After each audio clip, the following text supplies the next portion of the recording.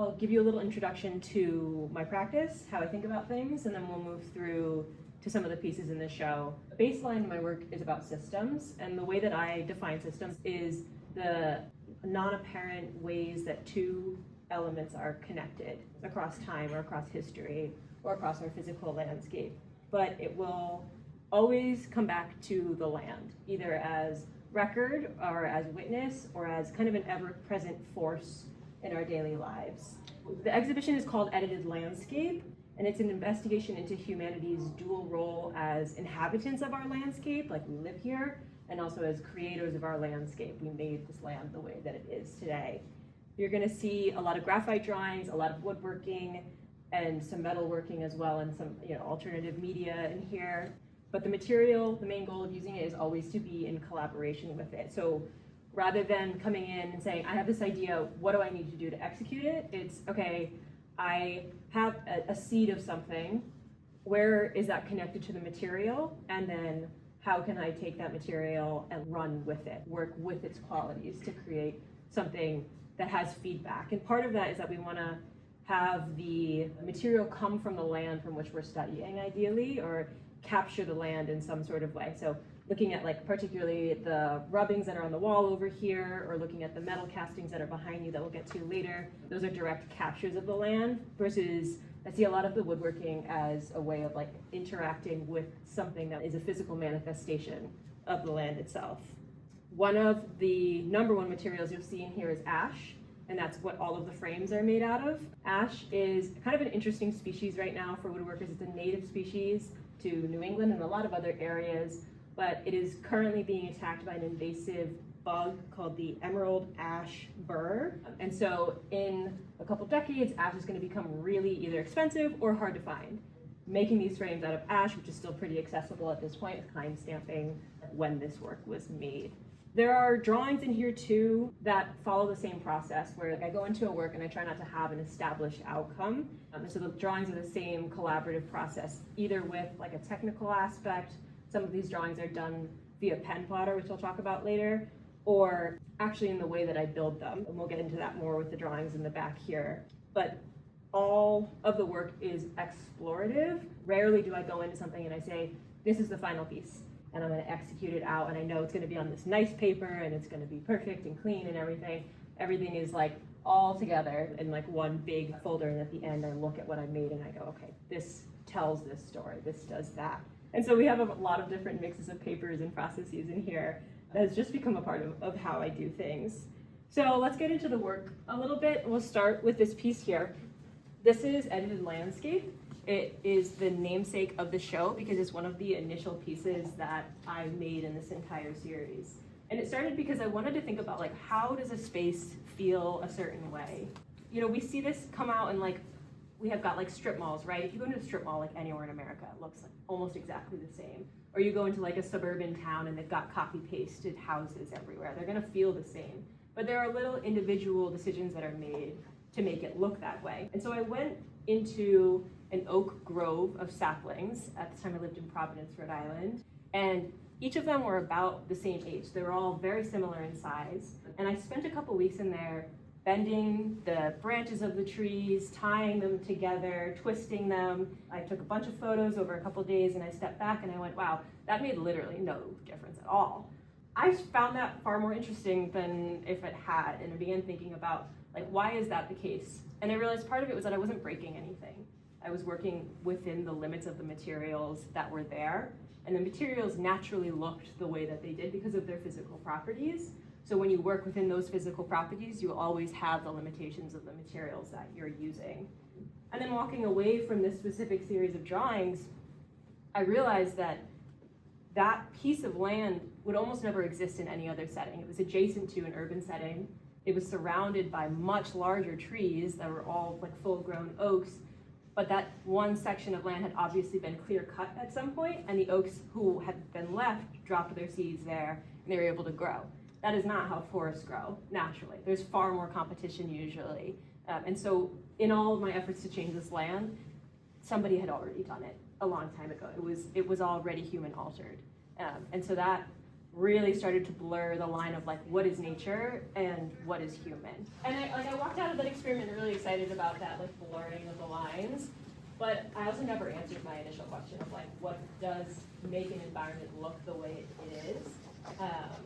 And so I went back and I started collecting dimensions, angles, variations of the saplings that were growing. What you're seeing in these like smaller drawings here are actually the sketches that I took from the forest. Like these are traced branches of the trees. And then I took those and I created a spreadsheet that looked at what's the difference between the length between two branches, and then what's the difference between the average length between the base of the forest and the first branch versus the last branch and the top of the tree. And so I spent a long time analyzing that data and trying to figure out like what are anomalies, what are traditional patterns that you see, like this branching that's going in opposite directions here as a very short gap between it. That's something that you see a lot in oak saplings. And I took that data and I created all of these different visualizations of it to try and understand like what does it look like when it's not in its traditional form. And then from there, I created this piece called medium tree here. And it's another form of data visualization. So I continue to try to push like, what's the logic we use in our daily lives to create these like urban settings? And then how can that logic be applied and reveal different patterns and things that we typically don't see as systemic? It's a human hand that made all of these pieces. They were all shaved with a plane from like a single piece of 8-foot oak. And it's just like a natural facsimile to what you would see out in the forest and what I had spent a lot of time examining. And so I continue to explore the overlap between human-made and nature-made, and that division just blurred more and more and more. Back to the strip malls, thinking about like what are those small decisions that we're making that changes a space or creates a space. I wanted to try and do that with the information I'd already collected. So we're going to move to this piece over here, which is called Draw a Forest. And so what I did is I took a 3D model of medium tree and I created this program that automatically generated forests based off of my specifications. And then these are pen plotted out onto these sheets of paper and hung on this ash frame here. And so this is a continuation of like applying human tools and logic and colliding it with like a natural system. And in the 3D models that are available digitally, you can walk through the forest.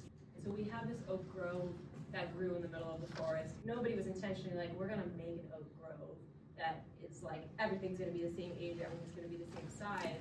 But there's a level of control, a level of our relationship to like a forest in an urban area that allowed that to happen. And so I began thinking about how systems of nature are controlled by our relationship to it, how we control our own urban settings, and then that collision, right? Because it can never be fully separate. We don't have a world where an urban setting does not interact with, hurricanes or the weeds that grow on the cracks of the pavement. But what does that mean, and how are we relating to those two things? And some examples that I use to kind of think about this level of control that we tend to put on nature is think about like the traditional American lawn. Think about like homeowners associations, and think about the value of those lands. So you see an increase in control over the land is commonly equated to an increase of value of that land. Oftentimes in the pursuit of this, we're using pesticides, but historically a lot of what we have done to control the land has been bringing in invasive species. And so what you're seeing here is a sprout of a tree called Tree of Heaven. You've probably seen it all over the Northeast. It's really popular on the sides of highways now, by bridges, things like that, and it reproduces rhizominously. So it is almost impossible to completely strip the land of it once it's taken hold of it. The difficult part about these trees is that because they're invasive and they grow so quickly and they need almost no soil, they really thrive in our urban settings, and then our fight against them with pesticides makes it almost impossible for the native species that originally grow there to come back. And so we constantly wipe out their competition in terms of searching for nutrients, make it impossible for other things to grow in the fight against them, which actually does end up helping them in a way. And so I have a really complicated relationship with these invasive species because it's kind of incredible to see something in a completely barren landscape pop up and know that it's actually eating away at the concrete below, but also is not necessarily a healthy thing to have around. because this tree was introduced as a decorative tree, it kind of now sits in this weird position of like, we brought it in to control the land, it took its own course, and now we're in this battle for control with it. The tree of heaven, like I mentioned, it grows in the cracks of pavement, but it also like highlights and enlarges the issues that we're facing in terms of our infrastructure, right? So we're relying a lot on concrete, on pavement, and eventually it does crack. It's incredibly hard to repair long term, but it is a really good material for when it comes to like protecting against earthquakes or certain natural disasters. So there's a time and a place for it, but this blanket use of it tends to create more issues. And so why the tree of heaven is considered such an enemy is because it tends to pop up quickly. So if we value land off of how frequently it is tended to, how much control we have over it, and you see a swath of land invaded by a tree of heaven, not only are you going to know that nobody's been paying attention to that land, it's probably not super valuable, it's also going to be almost impossible to get that tree out of there eventually. And so you start to see those tendencies again pop up of like how much are we monitoring the land, how are we equating what's allowed to be there and what's not allowed to be there.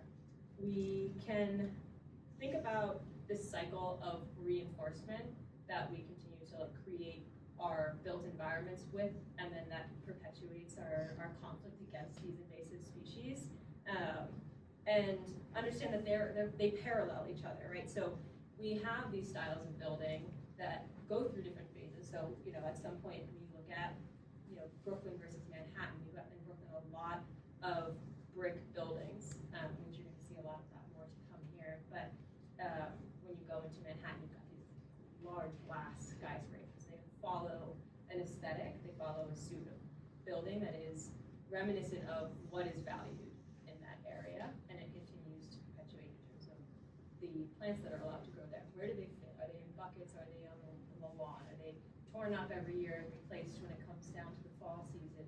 How are we valuing their own personal growth? And in reality, a lot of times we don't, especially in an urban setting where, you know, you may see one patch of growth in a whole block. You want to see that kept up. You want to see that beautification continuing on. So there's like a falseness to the way that we interact with nature sometimes in a built setting. And that's not always the case. It's kind of a generalization, but it's the thing that I'm kind of interested in when looking at invasive species. And so when we move around these spaces, the way that the roads are shaped, the way that the buildings form, they do inform the way that we live our lives. We can't cut across a pathway that goes through a house, right, in a city. Like, we are forced onto these roads, and that quite literally trace out the edges of our environment.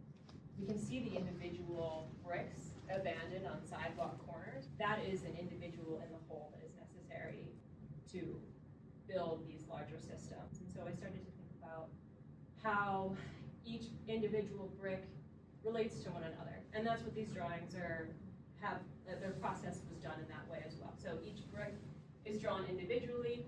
It's not started with an end shape in mind, and we're moving from one brick to the next, always referencing what happened with the last one. So what you can see is that, like in this drawing here, we've got very flat lines, but the effects of one shift ripple throughout the rest of the drawing. That became very interesting to explore when we started building with these square, very regulated bricks that do shape our buildings and then therefore shape our larger environments. In the early 1900s, the brick got standardized in New York City. And so I want to think about how that decision to standardize that brick then changed the way that the dimensions of the houses were formed, and then how the outer edges of the building's land were formed around them. And then today, those brick buildings can stand for a ridiculous amount of time, which is kind of the beauty of it. But they continue to shape how we use these spaces. When you look at these drawings in the back here, you'll see that there are some really beautiful, almost like mosaic styles made into the facades of these brick buildings. And that's kind of an interesting way of dealing with the restrictions of a material and then creating an alternate landscape with it. And that, at a time, was a way of providing housing, but also like signaling a certain style of life. And so as our culture evolves, and we take Manhattan as a great example of this, our buildings start to change too. We have moved on a lot of times from these brick buildings into what I mentioned before, these glossy skyscrapers. They become very iconic landmarks for us, but they also start to get closer and closer to the exact same form. You can see them starting to collapse in on themselves, and you're limited by, here's the plot size determined forever ago. How do you then turn that into something creative? Because what you're stuck with is this same square format that has to be a certain height to make a landmark on that sky. There is a pressure to continue to move towards these same ideals. And move over to this piece here, which is a continuation of what we discussed here in the medium tree. Right, this is a medium of the 10 tallest skyscrapers in New York City that create this iconic skyline, where their base widths were measured, their heights were measured as well, and then this monolith was created. What I find interesting, at least from my perspective, is after spending so much time with the trees in the oak grove, when I saw that this model for the first time was standing around, I recognized it. There was something that I couldn't capture in my drawings that I was able to capture through this data collection, and in the same way that I see this pedestal personally, and it captures an essence of something that is not necessarily what you see in every single building, but is centered in the design of every single building.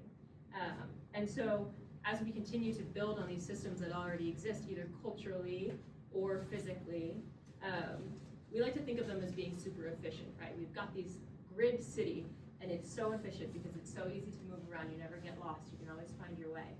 And in a way, it absolutely is. But in another way, we are always relying on what's already there. And like a perfect example of this is that, why do you have to go from Brooklyn to Manhattan to get to another neighborhood in Brooklyn on the train, right? So it takes like over an hour to move around in your same borough, because those systems were made for an alternate purpose rather than being made for efficient transportation across a singular neighborhood. Part of that is at the time that these systems were made, it wasn't valued for that. People weren't trying to create that community across Brooklyn, but they were trying to get people to work in the city. And so that value at the time of these creations now informs the way that we move around the city today. And I would say that that's not necessarily the most efficient in terms of life, but it is efficient in terms of material use, infrastructure reliance. And so in culture, we can say the same thing that's happening. So we're not necessarily making something new. We're always referencing something that was already there. And that's not to say that there's nothing new to be done ever. It's not to say that what you see and what you know is your life around you. And what you're going to build off of is what's there and available to you. And so this also plays out in terms of our laws and our environment, right? So a tree can only grow in that way in that oak grove because somebody had already cut the land there and laid it open for opportunity. Or the laws that we make and reform are only reformed because we are moving off of where we were before. And so each of these little changes is a continuation of this rippling effect that you're seeing in some of these drawings here.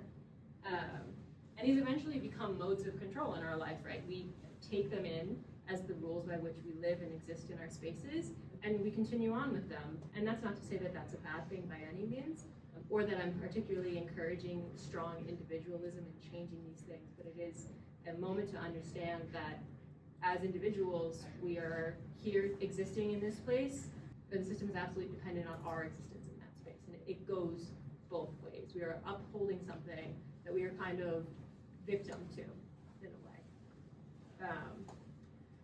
And so we can look back hundreds and hundreds of years to New York City, where it was before, as wetlands and forests. But I kind of struggle to call that the same land that exists there now. And part of that is that the trees that were once there could never grow where they are now. They exist inside the timber of the buildings that are there that remain standing, and so they're never fully gone. When we talk about bringing native species back, it's not necessarily possible to do in this particular setting. I'll point to this drawing over here with two trees. You see a tree of heaven sprouting on the right here, and on the left, a American chestnut tree that was native to the area and is now pushing extinction. What once was their native landscape, native ecosystem, no longer exists. Instead, we've created an ecosystem where the tree of heaven thrives. And so I want to examine how, as we change the landscape, there are always ways of resolving, there are always ways of going back, but where are we now? How does that change where we are going to move next? And how does that change the way that we want to engage with how we solve these issues, how we fix the land or don't fix the land? And so I'll move back to thinking about these abandoned bricks on the street corner. You know, we've attached this to individualism. And one thing that is particularly poignant about those bricks is that they sit outside 24/7, right? Which is a huge wear and tear on them as a material. And so in that, they end up collecting what the weather conditions are. They collect the patches, the gentrification, the restorations that are happening on these buildings, and you'll find these bricks that are absolutely covered in alternate materials. These rubbings that are on the back wall behind the over there capture those different materials on the bricks that have been found finding on street corners in New York City. And so the action of the city exists in those bricks in the same way that as a tree grows, it captures the carbon in the environment of the area that it grows in. So when we look at what we talked about earlier in terms of the material requiring its own limits to create the environment that it's in, the bricks are doing a very similar thing, even once they're left outside of their structure that creates their value. So I want to kind of close up this by thinking about how our environments are made, how our decisions with materials do change the way that our landscape and our lives are shaped, and how that then impacts the landscape of the natural ecosystems that interact. There is always this collision that's happening, and a lot of times when we build, we are trying to build in a way where we are dominant over the natural forces that exist. But when we keep this separation between like this is what's natural, this is what's human, that divide becomes more and more contentious rather than trying to understand the land as one. So our changes to the physical landscape and our changes to the environmental landscape cannot be separated from one another. They directly impact each other constantly. And it's a cyclical issue. So our culture feeds into it, our laws feed into it. Ecosystems itself are reacting to it constantly. And so living in New York City now, the separation between our lives and the materials that we use to build them and the landscape that those materials come from has never been clearer to me.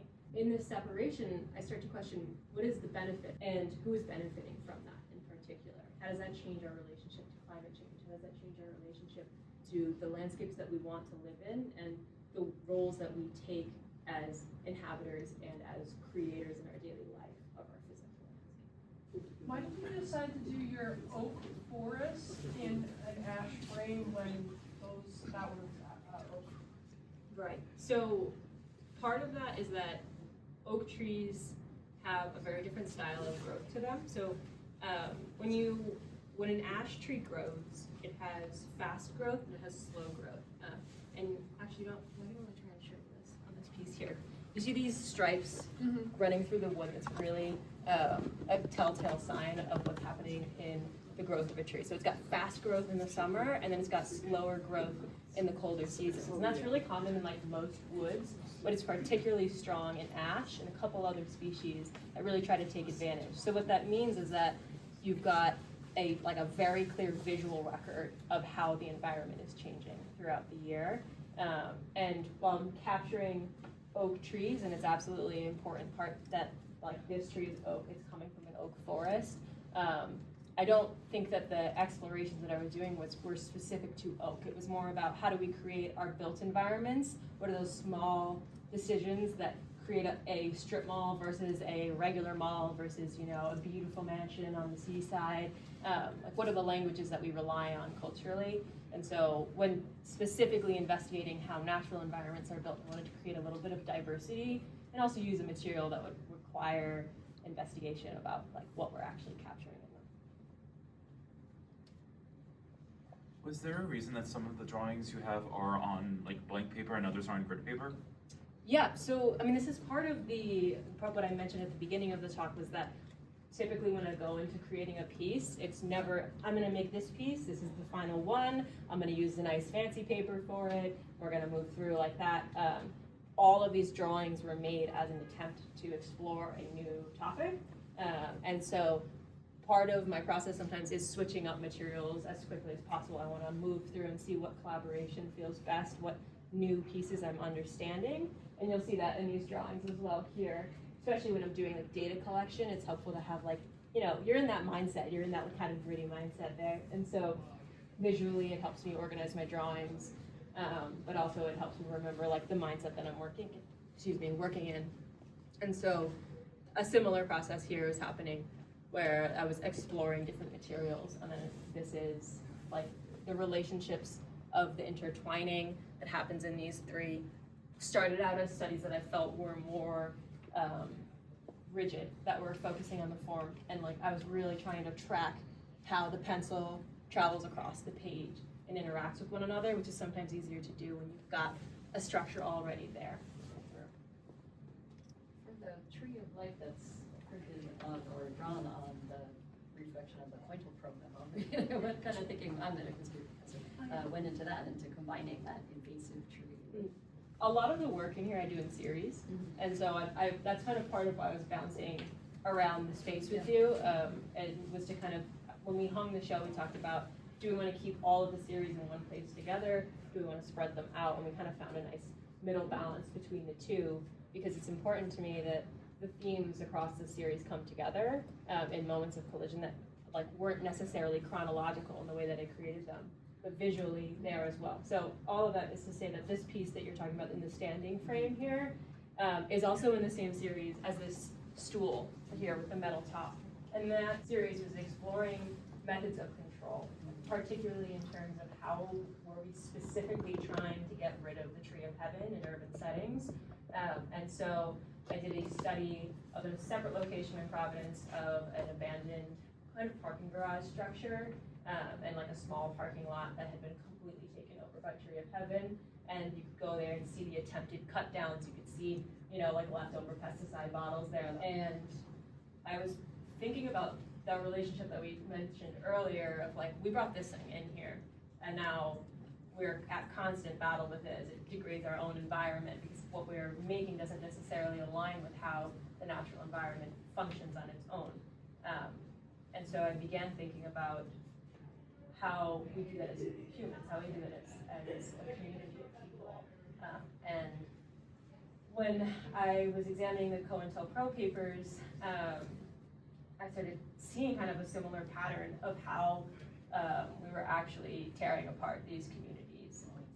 And a lot of that was in the document that's printed on the back there, and it's basically 12 recommendations for how to take apart your local movement that was seen as a threat at the time. And a lot of it was, all right, we're cutting out the leader. We're sowing in mistrust between the group. We are thinking about how to spread falsehoods about this group publicly, or we're sending letters out to all these students' parents, or we're forcing the school to cut off their scholarships, things like that if they're students. And I started being like, oh, well, we do that with plants. Oh, we do that with the pesticides. Oh, we do that with this. And so I created that piece, pairing those two types of contradictions together, and then also this piece as well, which is hammered steel into the surface of the cracks in the pavement of the site I was mentioning.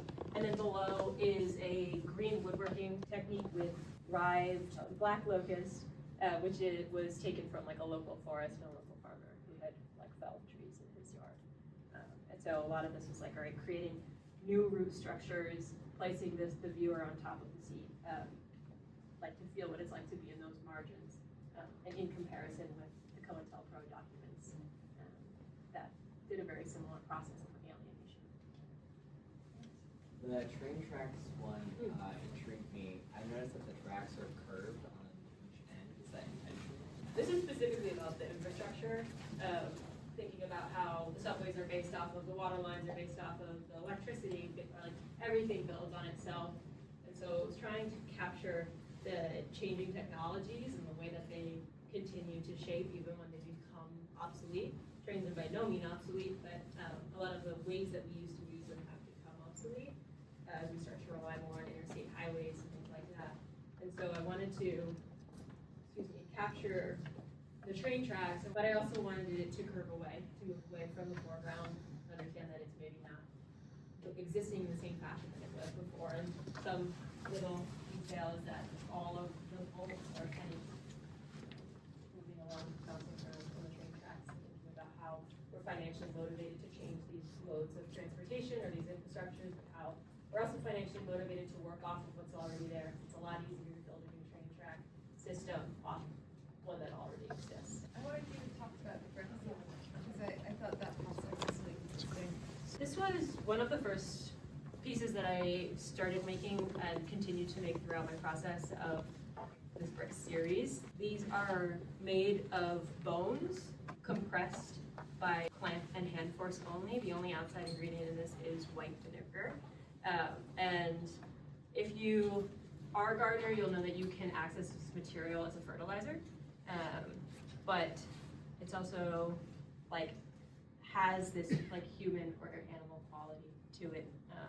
And I have a personal kind of fear of bones, so this was an interesting project to do, where I was kind of having to confront the lives that are in each one of these. And so we're displaying them here kind of in the setup of what you're seeing in a lot of the drawings, but this installation has been done outside as well and in the ground and forests, moved around in different ways, because there's something interesting about these individual bricks that are almost useless outside of the building. They are left frequently on street corners, like I said, and have created a little bit of a collection of half-used bricks, but still have all of the lives of the people who made the bricks, who lived in those buildings, who created these systems in them. And so there's I wanted to create kind of a combination of material indicating something a little bit more personal in a way, like capturing life through material, and having to kind of deal with the discomfort of the systems, the lives that are put in on the line to create what we live with today. Can those exist outside? They can, yeah. They will degrade over time because there's no plastic anything in them, but they can. And part of my process in that was I wanted to create something that wouldn't damage the land. If I left this outside as an installation, or if I buried them somewhere, there would be a very calcium-rich section of land, but other than that, it's not going to poison it, which is really important to all of my processes. And if anybody's interested in talking about material choice and safety and material for yourself and for the land and the people that are impacted by what you make, I'm also happy to have that conversation. Have you ever thought about putting those together in sort of a structural way to sort of create a house formation of sorts?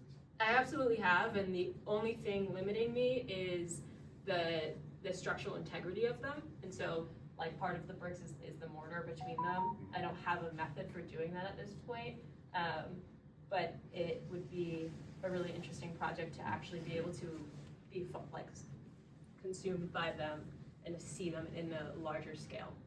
So this is just a selection of the ones that I've made. I've actually kind of tuned the process because it gets kind of messy in there with making these. So. Are they just dried, or are they fired, or? They're not fired in any sort of way. That might affect what happens outside too. Yeah. I didn't mean to. No, I'm sorry. They're not fired in any way. Their main point of like actually holding together is strictly the compression of these particles. So they're made out of a singular mold of sorts, and then laid in there with the white vinegar. You can do this with any material though. The white vinegar helps mold stop from growing. We are exposing people to what we make, and I can choose to make something, but that doesn't mean that the people who walk in here are going to choose to engage with it in the same way. And so white vinegar worked very well for this purpose. It also darkened the material significantly, and what I found is that each bag that I got has slightly different density, size of the particles, or color to it as well. And so I ended up having to mix these bags together as I transitioned from one to the next. But it is all just sheer force and pushing them in and then drying for about a week in this mold.